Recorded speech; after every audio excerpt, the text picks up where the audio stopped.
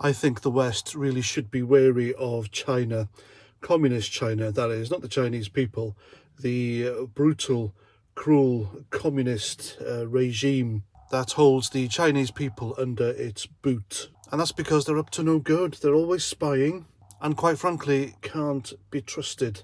Now, considering how some Western governments are behaving recently, I think that's saying something. So, just like the communist Chinese government, our Western governments here keep forcing us to do stuff. They wanted us to buy diesel cars, and then they said, no, we're scrapping diesel cars. We wanted to buy electric cars, and that will come in by 2030. Well, that's in the UK anyway.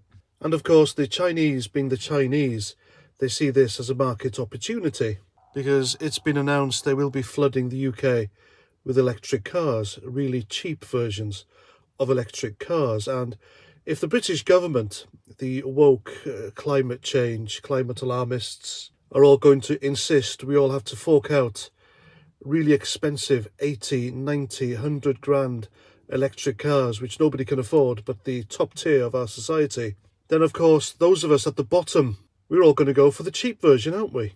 And now, of course, because the Chinese are going to be giving us the opportunity to buy really cheap electric cars, of course, the government here and the alarmists, they don't want us to buy them.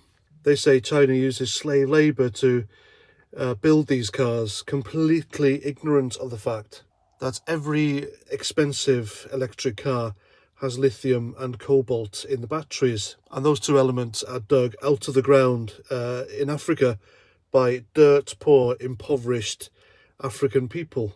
African people who have absolutely no choice but to do this for a living, to feed themselves and their families, because there's no other work available. And these people are paid next to nothing for what they do, and they put their lives in danger. But of course, nothing from the climate alarmists and the woke lefties about this, because, reasons.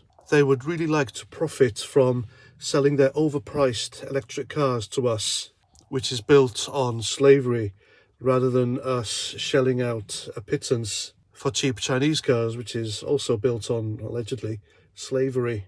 And come to think of it, there's not much difference between a brutal communist dictatorship Chinese government and a Western government these days anyway, is there?